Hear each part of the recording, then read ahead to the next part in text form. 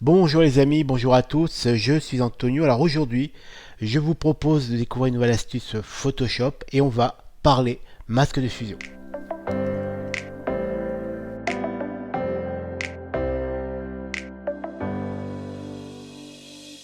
Alors les astuces que je vous propose de découvrir, puisque on va en découvrir plusieurs autour des masques de fusion, vont surtout nous permettre, encore une fois, puisque c'est l'intérêt de ces petites astuces, de pouvoir gagner du temps. Alors sur la base de cette prise de vue de New York, de Central Park, j'ai dans un premier temps réalisé une petite courbe pour réchauffer donc la lumière, pour avoir une lumière un peu plus couchée de soleil et révéler bien sûr les belles couleurs d'automne. Alors au-dessus j'ai un autre réglage, là cette fois-ci c'est un niveau, qui me permet lui, en double-cliquant dessus, de pouvoir densifier le ciel. Donc si on regarde bien le masque de fusion, qui est plutôt un masque de luminosité que j'ai édité sur ma première intervention, donc le calque de réglage courbe, si j'appuie sur la touche Alt de mon clavier, je clique sur le masque de fusion, ça me permet de le visualiser.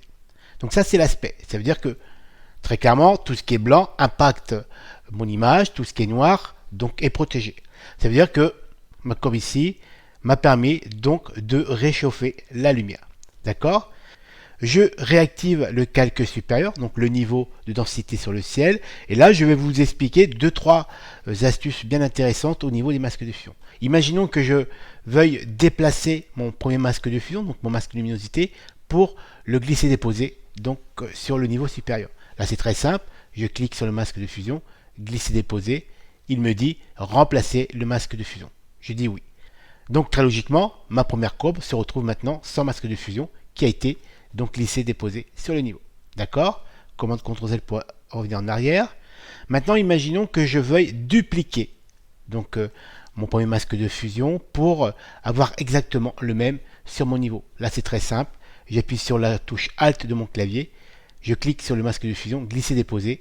Je fais OK. Et donc là, je me retrouve avec un doublon. Donc là, ça permet donc vraiment de gagner du temps. Commande CTRL-Z.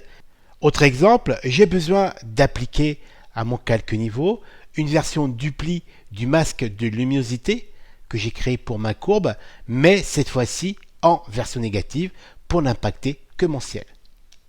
La méthode la plus connue consiste à dupliquer le masque de fusion comme on l'a fait précédemment. Donc on appuie sur la touche Alt du clavier et on glisse dépose donc le masque de fusion sur le calque supérieur.